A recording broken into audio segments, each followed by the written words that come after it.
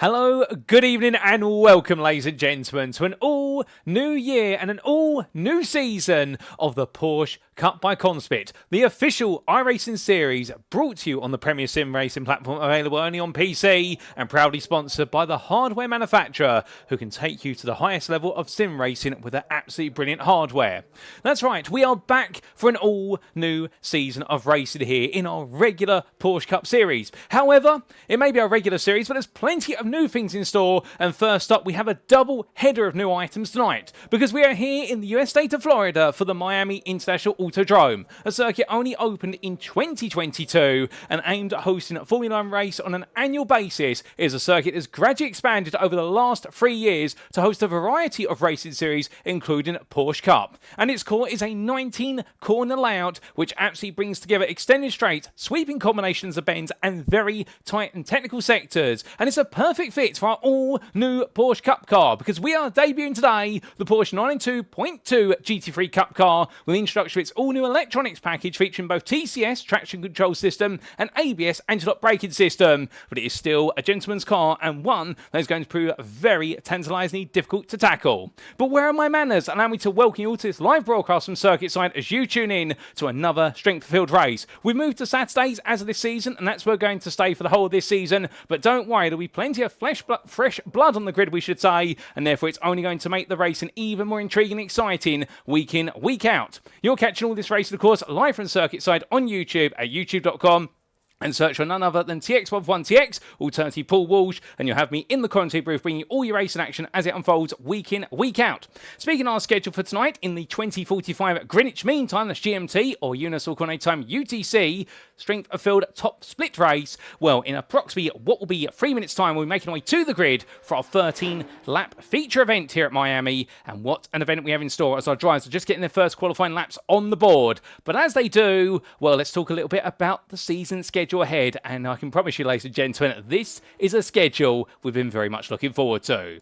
Because as we can see, we begin the journey today in the US of A on the 20th of December at the Miami International Autodrome. But from here, we then make our way every Saturday around the globe, and we head to Belgium in a week's time for the Circuit de Spa-Francorchamps. Then on the 3rd of January, we bring in the all-new calendar year in the globe at the Nürburgring Nordschleife, and the risk of rain is there in Germany. Well, that's going to be a combination that will keep even the very best on their toes. Then we head to Brazil to the Autodrome of Jose Carlos Pache, with rounds 5 and 6, or weeks 5 and 6, seeing us complete the first half of the season with a bang at the circuit. There's 24 Hours du Mans and Road Atlanta. But we don't stop there. After the rollercoaster ride of the US of A, we make way to Italy for a double header, beginning at Monza in week 7 and then heading to Imola in week number 8. But we then make our way back to the US of A for a double header at Daytona and Sebring, and then we bring things to a close in Germany at the Hockenheimring Baden-Württemberg, followed up by the all-new circuit on iRacing. Much like our season opening circuit at Miami, we end on an all-new circuit for this season, and that's the Adelaide Street Circuit in week 12 of 12 on the 7th of March. So every Saturday this racing will occur, and you can expect some absolutely titanic battles from the top split. But in terms of our host circuit for today, of course, it is none other than the Miami International Autodrome's Grand Prix layout. 3.36 miles in length or 5.4 kilometres, depending on your preference of units, but one thing that stays the same is the number of turns, 19 in totality, and a whole mixture of corner combinations around here. It's a street circuit, there's very little runoff area other than at designated points, including the run through turns 4 through to 8, and also the runoff area at turn number 17. But as the walls loom thick and fast, as does the risk versus reward of going for a move, and you've got to know when to attack. And the long stretches of straights around here, including the run from turn 8 to 11, and also the run from 16 to 17, where we can expect Mojo overtakes if nobody's daring to be brave on the brakes. But with that, a quick reminder of the rules before we do go racing. Setup-wise, this is the open setup variant of the series. So our drivers bring a setup of their choosing to each and every week of racing, and when we do head to the grid, it will be set via the closed qualifying session that's currently ongoing. The race commencing by a standing start, as is a tradition of Porsche Cup racing. Drivers shall receive a drive-through penalty if they accumulate 70 more instant points, and should they get to 25, they will be disqualified. But without further ado, ladies and gentlemen, let's make our way to circuit side then and see how all our drivers are lining up so far. And well, we've got a very impressive grid here today in terms of strength of field, as Thomas Ronhard there decides to go straight on. But to be fair, looking incredibly quick, it must be said. Well, 1 minute 54.386, meaning it's an absolute monster lap he's been able to deliver. And, well, he's currently the highest rated driver here at 11,500 iRating approximately. And the strength of field here today for our season opening strength of field race is 5,251. It's not quite the highest we've seen over the recent moments of hosting these broadcasts, albeit we have headed upwards of 5,600. However, it is one of our highest. And we've got plenty of huge names on the grid today, including Liam McNeely, also Deegan Fairclough, the Formula 4 racer, who is continuing to impress in British Formula 4, and I do believe trying to make inroads into GB3 Formula racing. We also do have here sim racing stars, including Tobias Olsen. Also, we do have none other than Diogo Almeida, who's back on the grid once again. You name it, they're here. This really is a celebrity A-list of Porsche Cup racers, and with the all-new Porsche Cup car as well. I can tell you one thing, this is a car that many were worried about when we were saying goodbye to the 992.1.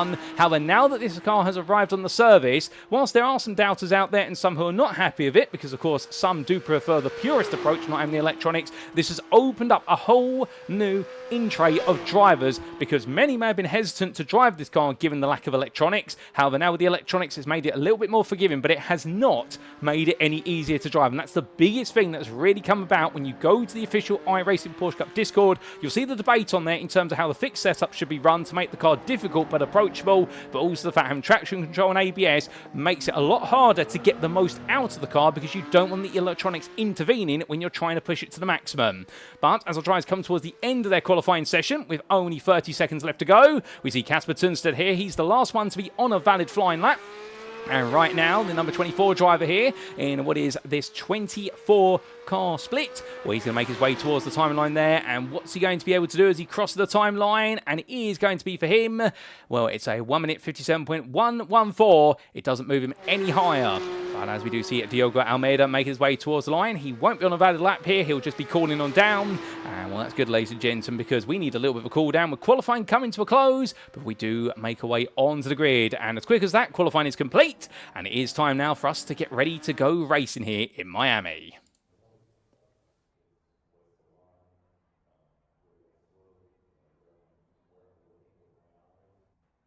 So as our drivers make the way onto the grid, this is how they all line up then for our first strength of field race of the 2026 Season 1 campaign. It's Abel Torres who takes pole position there from Spain ahead of the Briton of Deegan Fairclough, and the gap between the two of them, 69 thousandths in the end. Quite a nice gap if you don't mind me saying. Then we see in third place, none other than Tobias Olsen for Ice Cold Racing powered by Maxim Racing ahead of Thomas Ronhaar, with the Dutchman starting fourth. We have Liam McNeely beginning the day in fifth place there, the Briton ahead of Alex Keon, 07 Racing driver starting sixth. Then it's going to be none other than Linus Donovan who starts seventh for Arctic Sim Sports by a draw. And then we have alongside him fellow Dane of none other there than Sebastian Bach. It's Oscar Berntsen, the smiling Swede, who starts in ninth for Ice Cold Racing powered by Maxim Racing ahead of Leandro Lazendorf. The Brazilian rounds off your top 10. In 11th place, it is going to be Elias Finoli for Ice Cold Racing powered by Maxim Racing. And in 12th, Davidas Lorionis from SRB Motorsport. We have Hunter Lawrence starting 13th from the US of A ahead of the Scotsman of Conor Murray. And then completing your 8th row of the grid, it's Aaron Jones and none other than Yannick van der Zande. On row at number 9, we're going to have Diogo Almeida, the Portuguese driver, just ahead of Antti Corsaro. And then completing your top 20, it is going to be Mitchell Welker and Salvatore Lam. Then, outside of the top 20, we've still got a couple more rows to go. We have Casper Tunstedt starting 21st ahead of Laszlo Szabo. And then behind the Hungarian on the final row of the grid, it's Thomas Engels, the GT Unit.de driver, ahead of the Welshman and Matt Webb, who completes your 24 car starting field. So that's how they all line up. And we've only 20 seconds to go before the lights start to go on. Our drivers right now, we're making sure they've got the setups correct. They've got the right amount of fuel in the car. Nobody wants to make a fool of themselves here in the opening strength of field race of the season. There's no doubt about it. And right now, everything's on the line. But without further ado, here come the lights. So it's 1, it's 2, it's 3, it's 4, it's 5 lights. And it's lights and away we go. And all new season of racers, they roar away down towards turn 1. It's a 90-degree right-hander, and Abel Torres is going to get there first. But as they make their way into the braking zone, Deegan Fairclough, meanwhile, immediately tucks in and defends second. Tobias Olsen, Thomas Ronhaar tucking in behind, as the whole field right now tiptoes its way for the opening few corners. A big slide there for Oscar Berntsen, who in the end falls all the way down to 11th place, but the damage may not be done yet. And as they make their way through the sweeping bend and up towards turn 5, there's even more to come here as Lorionis right now trying to go around the outside in a 3-wide configuration here. here, and he is going to get it done. Is Laureanis, that's brave on cold tyres, but he's got the confidence there, as Liam McNeely, meanwhile, finds himself an absolute back and forth fight with Linus Donovan. Donovan trying to go around the outside here. There's two ways to skin turn number 8. One's very tight on the inside, the other's very far on the outside, as that's a big side there from Donovan. He survives it, however, and they make the way down towards turn number 11. But as they power the way onwards here, right now, these drivers still fight each other. Donovan and Keon and Buck are all getting involved with each other. Sebastian Buck, who started 8th, still there, but I think he eyes up 2 places here as he makes way into that braking zone. Going defensive to the wall, it is none other than Keon, and as they make the way into that braking zone, well, the 3 become a 2. It's still too wide there between Donovan and Keon, and in the end, right now, it is going to be Linus Donovan gets ahead. Meanwhile, further back, we do still have Laureanis and Burnson fighting each other as they make the way all the way through the sweeping right-hander at turn of 12, and they skip to the wall, and Burnson, right, as fighting hard as Laureanis is given an elbow. Oh, he has to cut the corner there. There's no way through, and in the end, they swap the places around. I don't know how they don't make contact. There's contact further back. Multiple cars sideways, but in the end, they all get pointed in the right direction. Not quite sure what's at the heart of that, but somehow they've been able to survive it all. Well done to everybody involved. That could have been tears, but in the end, it's absolute testament to their ability as Casper Tunstead and Thomas Engels here right at the back of the field fight each other, and Laszlo Szabo, meanwhile, side by side as they make the way down the back stretch. But they all fan out here. The leaders, meanwhile, have already cleared the final set of quarters. They're on to another lap, but the fighting behind here right now is absolutely reaching the precipice as Conor Murray and Hunter Lawrence are going side by side under braking. That's 3 wide under braking, but in the end, it's deceptive 3 wide into 2, and then very quickly it might emerge into 1 as everyone's trying to get the power down as quickly as they can. But after 1 lap, it's Abel Torres who leads. The Spaniards still ahead of Deegan Fairclough is 2nd. Then we have Tobias Olsen in 3rd. Thomas Ronhar is 4th ahead of Liam McNeely, who hops onto 2 wheels there. Too much apex curve at turn number 2, but he'll get away with it this time. Then we have Linus Donovan in 6th ahead of Alex Keon in 7th, with Sebastian Bach in 8th ahead of Elias Finoli, and Leandra Lazendorf completes the top 10. But we've had a bit of drama further back at turn number 1. I believe Hunter Lawrence and Thomas Engels have been involved in a bit of contact, and so has Casper Tunstead. We'll try and get a replay of that when we can, but there has been some drama, and we're not quite sure what's been at the core of it. But right now, from their drama to a drama that's potentially building here, we look back to your leaders. They make the way past us. Now, if you are noticing that your broadcast is staggering along a little bit, don't adjust your TV set. That's on our end, ladies and gentlemen. Unfortunately, with the all-new circuit, all its details, it is taxing our broadcasting PC a little bit. It is getting to its age, so therefore don't worry too much about that, but worry about the fact that Tobias Olsen here is going to try and go around the outside of Deegan Fairclough. Fairclough goes all in there for the move on Abel Torres. So in the end, what was a defence becomes an offence here, and they do say the best defence is a good offence. And well, Tobias Olsen right now breaks down the defence of Deegan Fairclough, or does he? As they make the way all the way to the wall, and it's immediately single file here as they now come over the crest of 14 into 15 they come, and out of 16. And right now these drivers absolutely breathing down each other's necks as we jump on board here with Liam McNeely. So down the back straight he goes, and here everyone right now in the draft. And I do believe a lot of drivers running negative rear wing on these cars at the highest level to get as much top speed as they can down these back straights. It does make the car very unstable through the corners, but if you can conquer the instability, you gain massively on these straights and in the toe especially. So right now we are seeing everybody here pushing each other to the absolute limit as they make the way on out, and a new car, and everyone wants to prove themselves the king or queen of it, and it's absolutely brilliant to see, because right now our top 8 are separated by only 3 seconds in total, if that, and I think there's more to come here as they make the way on to another tour of the circuit. However, it's not to exclude what's going on outside the top 8, or indeed the top 10, as Matt Webb, the Welshman, who started 24th, has made his way all the way to 14th place. Right now, he's doing a brilliant job here as Matt, just carving his way through the field and being the innocent man who's just picking his way past them one by one. Sometimes that's the way you've got to race, to be fair. There's something to be said about consistency and staying out of trouble, and that's exactly what we're seeing Webb do in the number 16, but he does have Oscar Burnson putting pressure on him, and Burnson right now is not an easy driver to shake off. I can tell you that based on what we saw in 2025. Mitchell Welker, meanwhile, he's also made some great progress from 19th to 18th, matching his door number, but he now finds Lan right in front of him. He's right in the rear of the Golf liveried machine, and indeed that's harking back to the year of the 70s through to the 80s of Porsche racing liveries as they make the way through the long left-hander at turn number 8. My goodness, that corner never seems to end, and then it suddenly does, and on the exit they find a big tyre barrier. Conor Murray's also on the back of this right now as they make the way up towards the next corner sequence. But all these drivers are continuing to pressure each other, as meanwhile we do see a bit of a change here as Alex Keon and Sebastian Bach go side by side in towards turn number 11, and in the end, well, Bach's going to get through, but Keon giving the elbow out there in the number 4, and I can imagine the Italian driver's not going to be too happy about that, but Sebastian Bach wanted the move, and well, he's earned it. Through the sweeping they go of the technical sequence of turns 12 through to 15, and out to 16 they'll emerge, and Bach right now, well, gets the power down, Brilliant exit there, and that's going to keep you nice and safe on this long run down, or is it? Because the gap is 4 tenths, and it does start to expand a little bit before it will gradually contract. But that goes to show you how the fact you get a good exit out that corner, and if you're running similar setups, even with the draft, you are going to be able to outrun the guy behind you, at least to be able to be safe into that braking zone. And Kale might consider going for a late dive up the inside, but he's going to need to be a lot closer than that. He'll need to be within 2 tenths if he wants to dare it. And through turns 17, 18, 19 they come. No more change between them at the moment as they make the way on to the next lap. And here at the front of the field, Ebel Torres still ahead of Fairclough, with then none other than Olsen, McNeely and Ronhard together.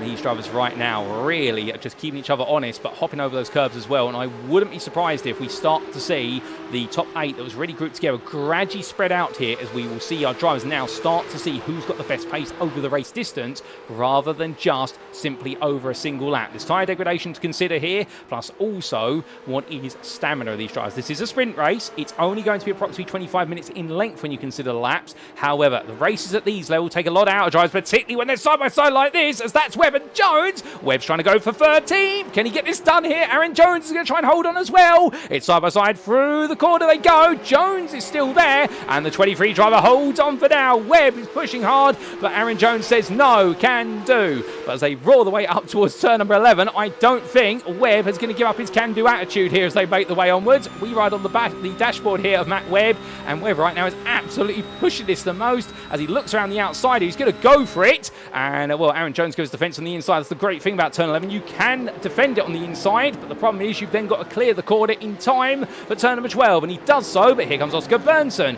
who says, can I get involved please? And right now I think Webb's probably saying under his visor, no Oscar, go away, I don't want you here. And Oscar's going to be saying, I wasn't asking, Matt. But as they come through 16, well, he goes a little bit deep there as Webb. He just about avoids the exit wall. Brilliant car control from him, and that means they stay as they were. But Webb is under a lot of pressure. In fact, look at the gap to Jones. It's 8 tenths here. Webb is going to be very vulnerable. He immediately pulls over as they go underneath the tree glades, and as they roar the way down, they're halfway down the straight right now, and we'll head towards that braking zone here. It's going to be a move around the outside from Bernson, but can he get it done on the brakes? Will Webb go for it here? He does, try and defend on the inside, late on the brakes. He's going to lean a lot into the ABS. They both just about clear each other. They're side by side coming out the corner. Then you do have the Corsaro, Lon, Velka and Murray battle that's coming up behind them. Bernson still here as they make their way 2 wide through turn number 19, and Oscar Bernson's on the inside. Then turn 1 onto lap 5 they go, but it's not over yet as Webb is still trying to force this every step of the way, and well, Webb will finally get it done. Well, in fact, Bernson will finally get it done, but Webb is still there with him right now. I think he's going to be saying, okay, Oscar, you've got it done, now get a move on, otherwise I'm coming back at this immediately. As we look to Lan, Corsaro, Velka and Murray. There's fighting everywhere you look today. It's absolutely brilliant. We couldn't ask for anything more than this, and all these drivers right now absolutely glued to each other as they come on around. But you can see here, Velka right now on the inside of Murray. Conor Murray thought he got it done, and Velka now trying to go back past him. He does, but into turn number 8, will he get it stopped? A bit of a slide on the rear axle there for Mitchell Welker. That goes to show you the fact he's trying to essentially break into a corner where he's got to turn the steering wheel, and as he's braking, the rear of the car's lifting up and the rear tyres are losing traction because he's applying more steering knot than what the car can handle. Such as how Mitchell Welker's having to balance this, and he's absolutely having to dig in as much as he can, as that's a big brush to the wall there. That, I think, was none other than, I think it was Salvatore Lan who made contact with the wall, and well, thankfully gets away with it, as meanwhile Mitchell Welker here under pressure trying to make a move on the 17 of Anthony Corsaro, and then he's going to get it done there, and Corsaro now comes back at him again. Goodness me, that sequence of turns 11 through to 12 and 13, forcing, finds every step of the way. Is there contact between the two of them? And Corsaro's hit to the wall there. Oh no, that's not good at all, and that's straight into the back of him goes none other than Anthony Corsaro, and also there Lazo Zabo, and well, in the end it all goes wrong, and we're big knock there for several drives. Hunter Lawrence getting caught up in that as well. That was Hunter Lawrence who went into the back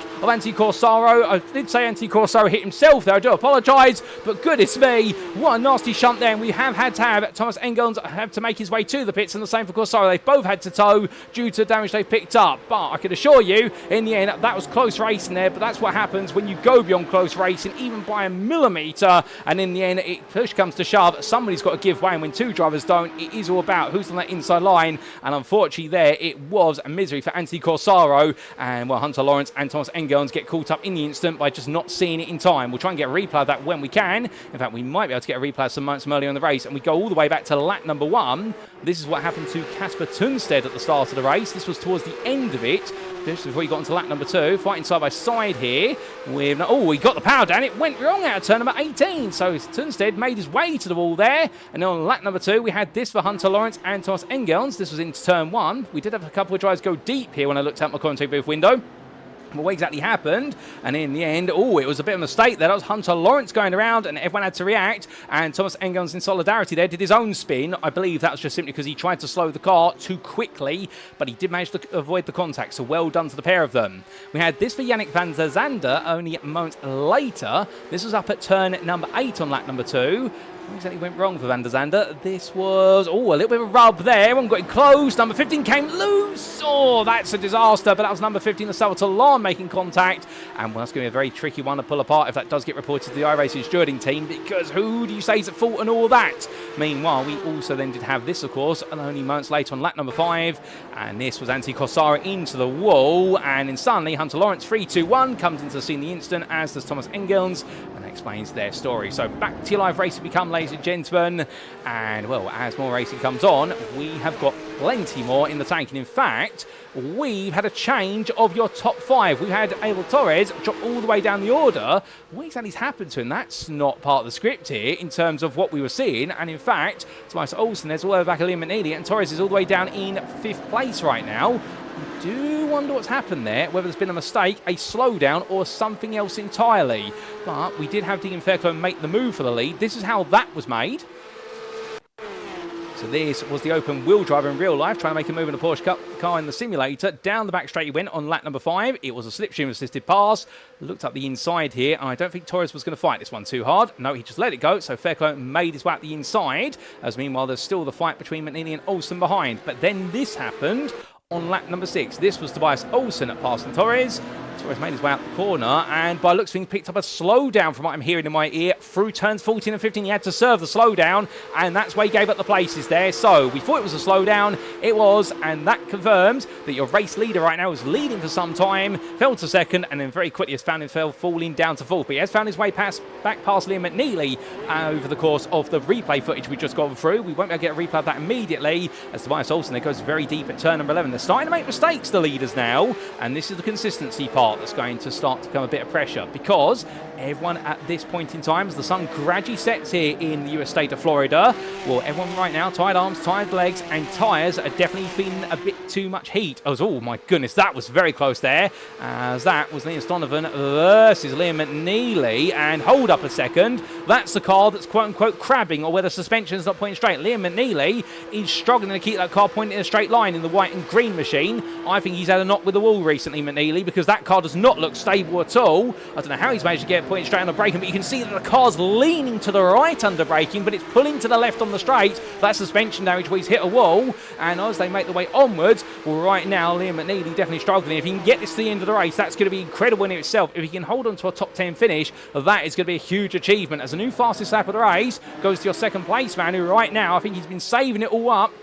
And Thomas Ronhaar, the number 1 driver here today. Door numbers based on iRacing, of course. The highest iRacing driver has the highest door number in terms of relative position. So that's number 1 for Thomas Ronhaar. The lowest one here, of course, being none other than your 22nd place runner, Casper Tunstead, at this time. And those are the higher door numbers. They are the ones who have got the most iRacing to lose, where those with the lowest door numbers have the most to gain. But as they come on through right now, we've got some great battles going on. And more to come before this is all said and done as we head on to lap number 8. And Tobias Olsen and Abel Torres are not too far behind our leaders. Here they are, but it is Olsen who's holding on right now as the sun continues to go down, as we see it there in the rear of the picture. Meanwhile, we do look to Matt Webb, who's on a charge here versus Salvatore Lan, as he goes up the inside here. Webb going all in for the move. That's a little bit of a bravery test there from Matt Webb, and then Salvatore Lan does hold on, but I think Webb came in quite aggressively for that one, and I would imagine that Lan's not going to be too impressed about that, because I could have almost seen both of them in the wall there if Webb had not got the car stopped in time. It was a small tap,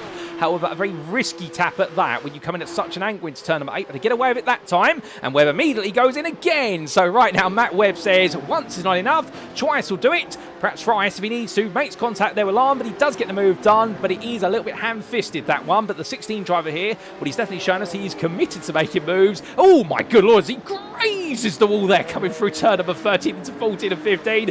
Webb right now is not slowing down whatsoever. He is absolutely hounding his way around the circuit, and right now the Welshman is on a charge in the number 16. But how much further can he go? Back to the front of the field. Your top two are starting to pull away from the rest as they go on to lap number 9. We do say hello to a number of you in the YouTube chat, by the way, including none other than PBM77. And we also do say hello there to Nick DeBeck and also there to AZ5480. Good to have you all with us. And also to Fabian MHD, regular long-time participant in the strength of field races for the Porsche Cup in 2025. And we hope to see him back on the grid in the near future. But glad to have so many of you tuning in as of tonight. And well, if you haven't said hello, but you're sat there right now with a keyboard, don't be shy, feel free to say hi, because the only biting you'll see today is biting on those brake discs, those carbon ceramic brake discs, and trying to avoid going into the ABS. But right now, Fairclough and Ronhart absolutely locking horns here as we ride on board the front bumper of your number 1 driver, chasing down Fairclough. But it's one thing to catch, it's another thing to pass, as the late great Murray Walker once said. And as they make the way in towards turn 11, Ronhart right now looking around the outside, Fairclough thinking one way then the other. In fact, Ronhart's got the overspeed here. He's going to cut to the inside, and well, I think he's caught out his fellow racer just with a nick of time here as they make the one to the brakes. The Briton right now being passed by the Dutchman, but he goes a bit deep, bounced off the suspension there, and well, Ronhart does defend to the inside. And through that corner they go, and both the black machines here, and we're through into the very tight and twisty turn 14 and 15 complex. And well, Thomas Ronhart does take lead this race, and we do have a yellow flag there for Tobias Olsen. That's a slowdown for track limits at the chicane, and he's going to lose that third place to Evel Torres, surely, as Torres will gradually outpace him here, albeit little by little. Olsen right now is trying to feather the throttle here to lose as little time as possible as they make the way down the stretch. The problem with Olsen doing that is, yes, he will lose less time in theory, but if he doesn't burn that slowdown by the time he gets to this braking zone, he's going to have to burn it even more when he comes out of it. But he's just judged it about right there, has Olsen, so he falls behind Torres, but he doesn't fall out of the draft. That was the tactic he wanted to deploy, and he does it perfectly. And indeed, a lot of drivers, if they can, they will try to cheat the system a little bit, but that's how the very best become the best. They know all the exploits, whether it be in real life or in sim racing, I can tell you that. But meanwhile, as we come back to the battle between Aaron Jones and Oscar Bernson, they fight over 13th. And right now, Bernson all over the back of Jones. And Jones has proven himself to be a very capable defender as Bernson takes way too much runoff area there. He cuts turn number 19 and he picks up a slowdown for it. So Jones is safe. And Jones is doing a very good job there at getting into the head of Oscar Bernson and making himself nice and wide. And that apex at turn number 19 has caught out a lot of drivers since the arrival of Miami on the simulator. We have had several drivers talking about the track limits there, and they're discovering the fact that you can cut it, but you cut it too much and you'll be hit with a big slowdown penalty. Further back to 17th place, we've got Mitchell Welker and Connor Murray still fighting each other. This battle's been going on since the start of the race, albeit we're not complaining as we jump on board the dashboard here of Connor Murray, and as they make the way in towards turn number 8, well, good switch back here from Murray. He might be able to get this move done by the time they get to the apex point at turn number 8. Yes, he will. Welker's got the right to be out there on the outside. They'll both get the power down now, so Welker's still trying to push this. This is now all going to be about commitment into turn 11 and who's got the least amount of drag on the car. Side by side through the kinks they go, 9, 10, and now it's about the braking zone here as they come through the sweeping left-hander. Murray's on the inside, Velk on the outside here, and Murray in the end, a bit of contact between the two of them, just a small tap, albeit the best part of 160 miles an hour. It's not a small tap, but through that left-hander they go. Velk and Murray still side by side here, and they're coming up towards 13 for the long right-hander at turn number 12. I think Welker's going to get back ahead for a moment, but then Murray says, right, I'm putting my nose in, I'm going to go all in here, and in the end, no, there's contact between the two of them. And well, Welker would argue that Murray didn't give him the space to operate. I think Murray would argue, well, Welker should have backed out there. It's not a too-wide situation. It is a slowdown there for Welker, but I can imagine that's going to be a bit of a debate between the two drivers as they drag race their way down the back straight. And right now, Mitchell Welker is not backing off of this. I think he's got a point to prove to Murray, albeit he's going to have a point to prove when he gets a black flag if he doesn't get that slowdown off of him soon. But these two right now have got their elbows out here as they head into turn number 17. But in the end, Mitchell Welker still fights it, but he does believe that slowdown enough in the end to let it go. So close fighting between the two of them. And it's not over yet, as in fact Velkham burned that slowdown. It's immediately back on the attack. You've got to give them credit here. They are fighting each other hard, and both drivers right now fighting for what may be 17th place. But to them, this is for a win in their minds and some huge I-rated points. but Murray holding on for now. An absolute brilliant battle back and forth. And from then, we look back to your leaders because Ron Hart and Fairclough, they're still leading, these two, and they are 2 seconds clear of the fight for third. That has now become a solo effort in third.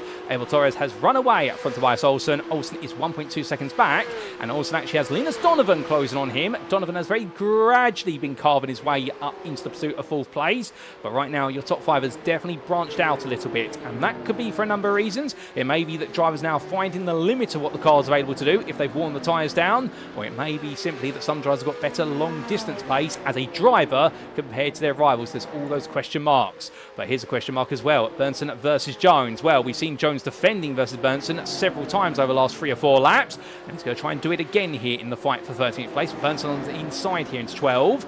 We've seen this whole switchback sequence between several drivers, but Jones is not able to stay with him there into 13 and 14 in terms of being side by side, but I think that's tactical there. He may have given it up. Oh, that's Liam McNeely into the wall. McNeely was in the damaged car with the heavily damaged suspension. He's gone around. Oh my good lord, and in the end, well, Mitchell Welker and Conor Murray avoid the way of Liam McNeely, but McNeely's race goes from good to bad to nightmare, and well, with that we come back to leaders, because here we go, ladies and gentlemen, onto the penultimate lap, and Ron Hart and Fairclough right now are literally glued nose to tail here in the number 1 and the number 6 respectively. And they're absolutely pushing each other along, as we do say hello there to Dan Shawley and also to Max Enstrom. Good evening to you guys, or good day to you guys, depending on where you are in the world, and I hope you're doing well. And as we do see our drivers make the way up here into turns 4 through to 8, right now Ron Hart and Fairclough, they're so close at this point, and understandably Deegan, I mean, they're no strangers, these two, to how you can closely race each other. And well, Deegan Fairclough, of course, absolutely dominating. I believe it was GB3 this year. We absolutely ran away with the championship in real life. I might be wrong on that, don't quote on it, but I know whatever he raced in this year, he was absolutely charging off into the distance, but right now he's not been able to charge off with this one, as Ron Hart has been able to keep him pinned in second. However, this could all be for the final lap of the race. At this point, when you're at this level, it's about small differences. It's the micrometers of distance between these two, and it's where the margins truly do become marginal between victory and second, and it's all going to come down to who makes a mistake and who has identified where the other is weaker, because they'll both be maximising their strengths and minimising their weaknesses, but somebody somewhere's got to make an error, and you can see the speed as we ride on board here with Fairclough, the way he just carries that momentum, the both do, but on board it becomes so much more visceral inside this car when you have 514 brake horsepower being chucked around in the car that weighs just over a ton. And right now this car does not have that much aero on it, to be fair. It's not quite like a GT3 car where there's a lot more aero packaging on it. It does have that big rear wing, but he's absolutely sliding the car through the streets of Miami and just showing what you can do around the Hard Rock Stadium. But here we go then, through turn 17. It's going to be a flat out run all the way to the timeline, and one more lap between these two and victory. But who is going to be the winner? That we're about to find out, as here we go, lap 13 of 13. The white flag is out. It's Ron Hart who leads ahead of Fairclough, and then we have Torres in third place with Olsen and Donovan closing gradually. Further back, we have Sebastian Buck fighting with Elias Finoli. These two, they have not fought each other in a long time, but it's good to see them both back on the same screen. And Buck's going defensive immediately, as meanwhile, Finoli looking around the outside. In fact, I should say Sebastian Bach, not back, to pronounce it properly as per the linguistics. And as they come through 2 into 3, right now Finoli is looking all over the back of him like a bad rash. But the problem is that right now Bark is doing everything right. He's putting himself right in the spot where he can make sure that Finoni's not able to make the move. And Elias Finoni knows this. He has raced against this man several times. We saw it in 2025, and Bark typically had the upper hand in the end. He just knew where to make sure the pressure could not be made into an overtake. But has Finoni found something new with the Porsche 992.2 Cup car? That's the question, because if he hasn't, a newcomer will join this battle shortly, and it's Diogo Almeida, who started 17th, is up in 9th, and right now is eyeing this up.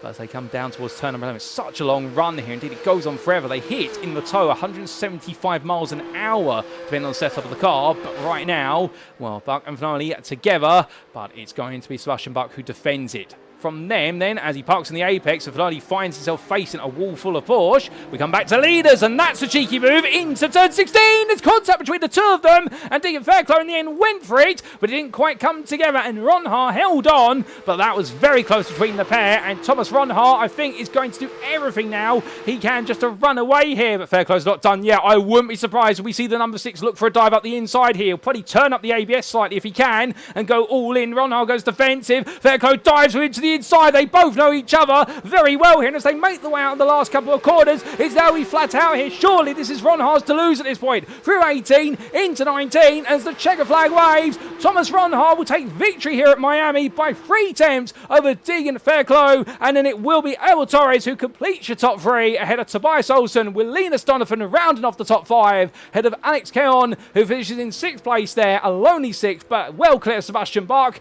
who with Anais Fanoli and Diogo Almeida coming through to 9th. And then we have Leandro Lazendorf, who completes your top 10 ahead of Davidas Loriones, who holds on to best of the rest position in 11th of Oscar Bernson, Aaron Jones, and Matt Webb in the end fought hard, but 14th was the best he could manage for a personal best on the final lap. Conor Murray and takes 15th place ahead of Mitchell Elker. And then we will have Salvatore Lahn parking up in 17th ahead of Hunter Lawrence, with Yannick van der Zande in 19th place ahead of Liam McNeely. In a very heavily damaged car, still comes home in 20th. Well done to him. It's not the race he wanted. He did survive it in the end, and then we'll have Lazo Zabo in the end coming home in 21st place. And we've had 2 retirements, but otherwise everyone else is going to finish on the lead lap, which is a treat to see. And Casper Tunstead right now in a very wounded number 24. He will gradually make his way down towards the finish line. But we need to take a look back at what happened right at the end there between Ron Hart and Fairclough and see how exactly Fairclough got in a position to try and make that move. And here is a replay to explain, ladies and gentlemen. So this was Thomas Ron Hart and Deegan Fairclough as they made the way into turn number 11. So Fairclough was chasing at this point, but how exactly did Fairclough decide to go for the move into 16? Was it just a dive because he didn't think there was any other opportunity, or was there an error here? So through into 14, and in the end, well, Fairclough was very quick through there, and in fact, Ron Hart, ooh, goodness me, well, very interesting there. I think Ron Hart might have had a poor run through 15, and that opened up the door, and Fairclough in the end went for it, but then realised too late it wasn't perhaps going to work there. Contact was made, but Ron Hart was allowed to retake the lead position, so they got away with it, and then subsequently the rest was history. And what you'll see here as we ride on board looking back from Ron Hart, he knew Fairclough would go for the long dive under the ABS into turn 17. He just put the car in the middle of the road and said, you're not going to find a way through. So I think in the end, both drivers, great respect shown between each other, but in the end, Thomas Ron Hart, with that contact between the two of them, it was assumed he was going to win unless he made an error at turn 17, and that's how it concluded, ladies and gentlemen. So back to your live pictures we go.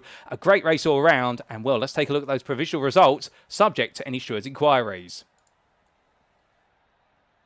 So after an absolutely lightning fast 13 laps of racing here at the Miami International Autodrome, making its debut on iRacing for the 2026 Season 1 official series, including the iRacing Porsche Cup by CONSPIT. In our Week 1 strength of field race, Thomas Ron Hart took victory in the end in the number 1, defending his right to be the number 1 driver on this grid. The Dutchman taking victory by 3 tenths over the Briton of Deegan Fairclough.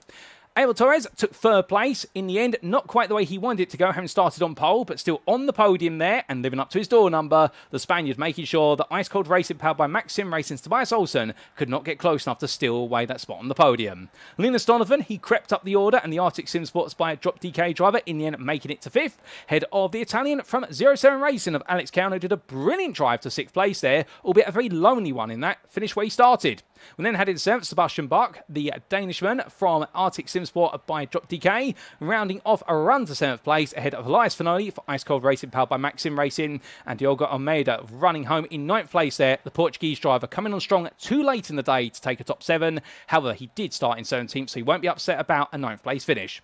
Leandro Lanzendorf in the end finishing in 10th, the Brazilian driver there putting on a great showing. He was ahead of best of the rest driver there of Davidas Loriones, the SRB Motorsport driver in the end, bringing on home 11th, albeit it was under a lot of pressure in the late stages from Oscar Bernson, who was only able to manage 12th. The Ice Cold Racing powered by Maxim Racing driver in the end, finishing ahead of Aaron Jones and Matt Webb. And I can tell you one thing, they may not have been the best drivers out there today, but top stars or top grades there for both Aaron Jones and Matt Webb. They put on some of the finest racing I have seen in this Porsche Cup car so far, and long may it continue. Conor Murray finished in 15th in the end, the Scotsman ahead of Mitchell Velker, with the Austrian driver fending off the charges of Salvatore Lahn. And then we did see behind the North Sim Racing driver Hunter Lawrence, Yannick van der Zande for Maximus Esports, and Liam McNeely, who somehow, someway survived in that number 5 car to come home in 20th. Outside the top 20, We did have Lazar Szabo and Kasper Tunstedt, who was your last lead lap finisher, and we had 2 retirements in this race, unfortunately, due to an incident. It was Thomas Engels from Germany for GT Unit.de, and Antti Corsaro in the end. Unfortunately, didn't quite make it the distance. So 24 starters, 22 finishers, and a brilliant race to kick off our Porsche Cup racing for this season. But with that, ladies and gentlemen, as the sun almost sets here in Miami and we get ready to wrap up, it's time for us to get a word about our title sponsor, none other than CONSPIT. If you are looking to take your sim racing to the next level, then why not consider CONSPIT? As the pro driver's choice of sim racing hardware, CONSPIT offers one of the most comprehensive lines of hardware products to sim racers around the world. Whether you're in the market for wheelbases, steering wheels, pedals, peripherals, or rigs, CONSPIT's extensive experience in the motorsport industry means every one of their products is fine-tuned for success at the highest level. But do not just take our word for it.